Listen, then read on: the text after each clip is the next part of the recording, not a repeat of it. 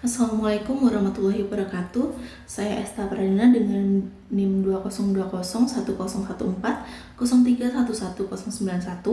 akan menjelaskan analisis jurnal mengenai Risk Management in Good Manufacturing Practice or GMP Radiopharmaceutical Preparations dengan dosen pengampu Bapak Adi Nugraha STMBE. Yang pertama, mengenai profil objek atau kasus. Objek penelitian utama merupakan pengembangan dan validasi metodologi penelitian risiko kualitas atau Quality Risk Assessment untuk produksi radiofarmatika PET steril di bawah regulasi Good Manufacturing Practice atau GMP. Lokasi penelitian ada di Officina Pharmaceutica, Institute of Clinical Physiology, National Research Council, CNR, yang berlokasi di Pisa, Italia. Positron emission tomography atau PET adalah teknik kedokteran nuklir yang digunakan untuk diagnosis kanker, di mana actin-F-FDG merupakan salah satu jenis radiofarmaka yang paling banyak digunakan, di mana lebih dari 95% pemeriksaan PET menggunakan jenis radiofarmaka ini.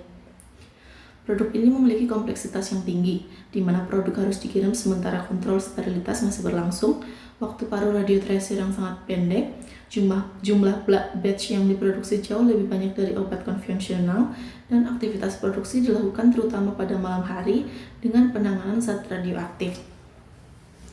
Adapun tantangan pengembangan radiofarmaka, yang pertama adalah biaya yang tinggi, yaitu 20 hingga 60 juta dolar, yang kedua waktu produksi yang lama, sekitar 7-9 tahun, dan resiko yang tinggi. Penerapan Quality Risk Management atau QRM pada produksi radiofarmasi hanya diterapkan pada segmen tertentu pada proses produksi, di mana hanya dimaksudkan untuk mencegah cedera pada operator dan pasien tanpa kuantifikasi risiko sepanjang siklus hidup produk. Dengan permasalahan yang ada, jurnal ini menjelaskan mengenai perlunya integrasi berbagai standar kualitas seperti GMP, ISO 9001, dan ICHQ untuk menjamin kualitas dan keamanan radiofarmasi serta mengoptimalkan kinerja seluruh proses produksi mulai dari pengembangan, transfer teknologi, hingga pengiriman komersial dengan menerapkannya pada data real yang telah dikumpulkan selama 21 bulan aktivitas produksi 18 FDG di Officina Pharmaceutica CNR Pisa. Kemudian mengenai penilaian risiko, di mana penilaian risiko dibagi menjadi dua, yaitu yang pertama manajemen proses dan yang kedua mengenai operational proses, di mana keduanya akan dilakukan risk analysis dan risk evaluation dan akan bersama-sama dilakukan risk control dan identification. Selanjutnya adalah identifikasi risiko organisasi, di mana dapat dilihat pada tabel. Terdapat beberapa aspek. Yang pertama adalah context of the organization, leadership, planning, and support. Kemudian identifikasi selanjutnya adalah identifikasi risiko operasional, di mana terdapat identifikasi mengenai operational planning and control, requirement for products and services, design and development of products and services, external suppliers, properties that belong to customers or external suppliers, change control, product release, control of non-compliant outputs, management review, dan non-compliance and corrective and improvement actions. Dilanjutkan dengan pengukuran risiko. Yang pertama, risiko manajemen menggunakan matriks kuantifikasi risiko yang menggabungkan dampak risiko terhadap proses produksi dengan probabilitas kejadian. Dampak risiko dikategorikan menjadi rendah, sedang, dan tinggi. Sementara probabilitas dikategorikan menjadi tidak sangat mungkin, mungkin, dan sangat mungkin. Berdasarkan skor yang diperoleh, risiko didefinisikan sebagai tidak relevan, dapat ditoleransi, moderat, efektif, atau tidak dapat ditoleransi.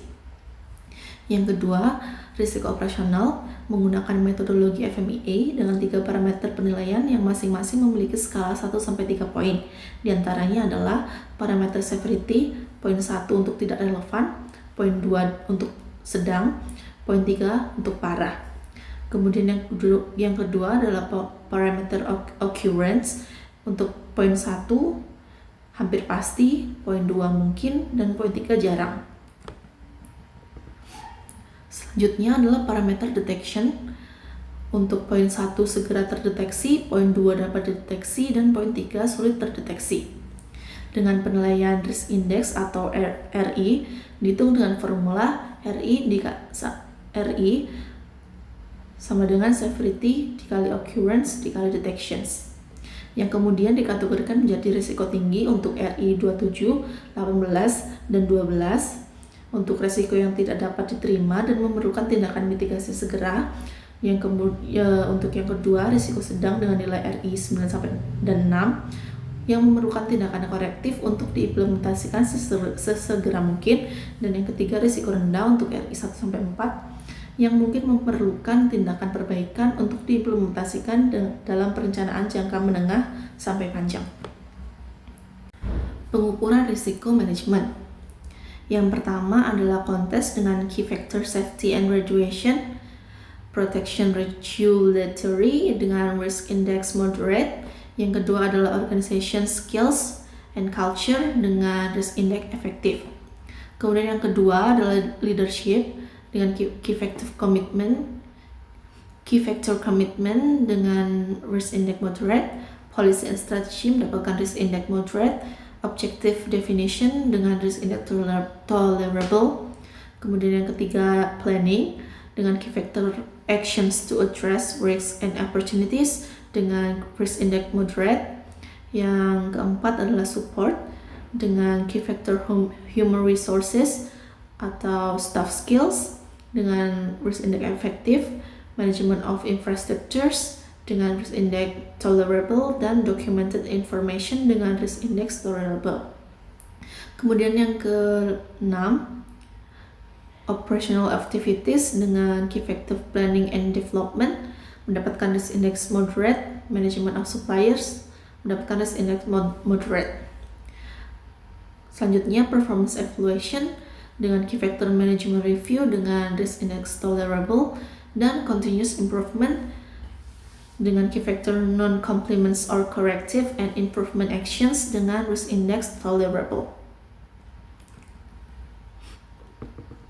Selanjutnya, mengenai pengukuran risiko operasional dapat dilihat pada salah satunya terdapat pada main process production order dengan activity preparation of the production plan atau PP, dengan efek customer dissatisfactions and loss of the productions dengan type of damage sustainability dengan nilai RI dari perhitungan S kali O kali D mendapatkan hasil 2.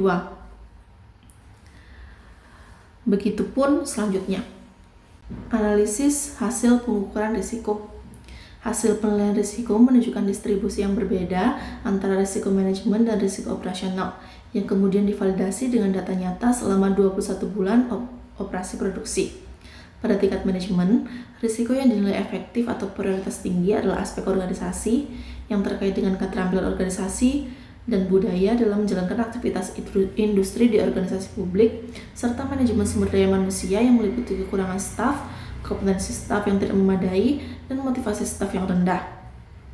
Risiko moderat meliputi keselamatan dan perlindungan radiasi regulasi, komitmen kepemimpinan, kebijakan dan strategi, kemudian perencanaan tindakan untuk mengatasi risiko dan peluang, serta manajemen pemasok. Dapat dilihat pada tabel terdapat 2 aspek. Yang pertama adalah keterampilan organisasi dan budaya dengan nilai efektif, dan yang kedua SDM atau keterampilan staf dengan nilai efektif. Untuk risiko operasional, analisis menunjukkan bahwa aktivitas dengan risk index tertinggi adalah persiapan pengiriman dengan nilai RI 8, berbagai aspek dalam proses sintetis dan pengemasan dengan RI 6, dan beberapa aspek dalam transfer radionuklida dan kontrol kualitas dengan nilai RI 4-6. Fase sintesis dan pengemasan radiofarmasi terbukti menjadi paling kritis dalam proses operasional. Risiko operasional dengan skor tertinggi, yang pertama adalah pengiriman radionuklida dengan nilai RI 6, yang kedua manajemen isolator dengan nilai RI 6, yang ketiga sintesis radiofarmasi dengan nilai 6, yang keempat dispensing dengan nilai 6, yang kelima delivery dengan nilai RI 6, yang keenam packaging dengan nilai RI 8 yang merupakan risiko tertinggi. Adapun mitigasi risiko yang dilakukan berdasarkan hasil analisis data real selama 21 bulan, mitigasi yang dilakukan meliputi A. Mitigasi risiko manajemen. Yang pertama adalah pelatihan berkelanjutan staf dengan perhatian pada motivasi dan kesadaran kompleksitas sistem. Yang kedua, proses yang semakin detail untuk mengurangi risiko sebanyak mungkin. Yang ketiga, manajemen SDM yang lebih baik, mengingat ini adalah risiko tertinggi di level manajemen. B. Mitigasi risiko operasional. Yang pertama, di fase dispensing atau risiko tertinggi operasional. Yang dilakukan pada mitigasinya adalah monitoring ketat pada fase dispensing karena 8,6% non-conformity terjadi di sini. Yang kedua, tindakan korektif untuk masalah perakitan filter sterilisasi yang tidak benar. Kemudian, sistem monitoring radioaktivitas otomatis untuk deteksi kontaminasi dan sistem penguncian otomatis untuk mencegah kontaminasi operator. Yang kedua, untuk aspek kerusakan vial di dalam delivery channel, mitigasi yang dilakukan adalah sistem monitoring radioaktivitas yang efektif dan sistem penguncian otomatis untuk pembukaan sel serta mencegah kontaminasi operator. Kemudian yang ketiga adalah peningkatan reliability dengan mitigasi reliability rata-rata mencapai 84% dengan tren positif. Kemudian produktivitas meningkat dari 2 produksi per bulan menjadi 27 produksi per bulan. Berikut adalah hasil penerapan dari mitigasi risiko.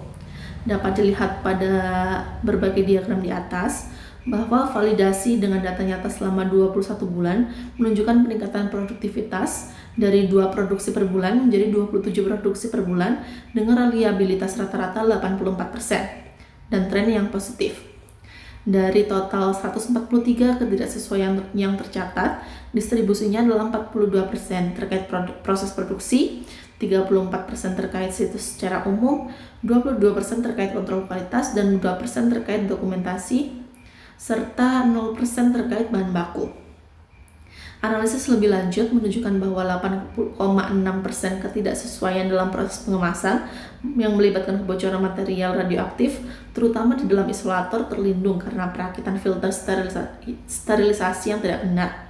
Sebanyak 1,2% ketidaksesuaian melibatkan pecahnya vial dalam saluran pengiriman. Namun sistem pemantauan radioaktivitas secara efektif mendeteksi kontaminasi dan sistem penguncian otomatis mencegah kontaminasi operator. Pendapat mengenai penerapan manajemen risiko yang telah dilakukan. Yang pertama, pendekatan yang komprehensif dengan integrasi berbagai standar internasional yang relevan, yaitu Uraldex, ICHQ, dan ISO 9001 yang memberikan kerangka kerja yang sangat solid dan teruji untuk penilaian risiko. Yang kedua, pembagian risiko menjadi 2 kategori utama, yaitu risiko manajemen dan risiko operasional, merupakan strategi yang sangat tepat karena memungkinkan analisis yang lebih mendalam dan spesifik untuk setiap jenis risiko. Kemudian yang ketiga, validasi metodologi dengan data nyata selama 21 bulan merupakan aspek yang sangat penting dari penelitian ini karena membuktikan efektivitas dan akurasi prediksi risiko yang telah diidentifikasi. Kemudian yang ketiga, metodologi ini mungkin perlu adaptasi untuk fasilitas dengan karakteristik yang berbeda dengan skala produksi yang berbeda juga. Aspek kontinuitas dan pembaruan penilaian risiko juga perlu ditekankan mengingat lingkungan regulasi dan teknologi juga yang terus berkembang. Sekian dari saya. Wassalamualaikum warahmatullahi wabarakatuh.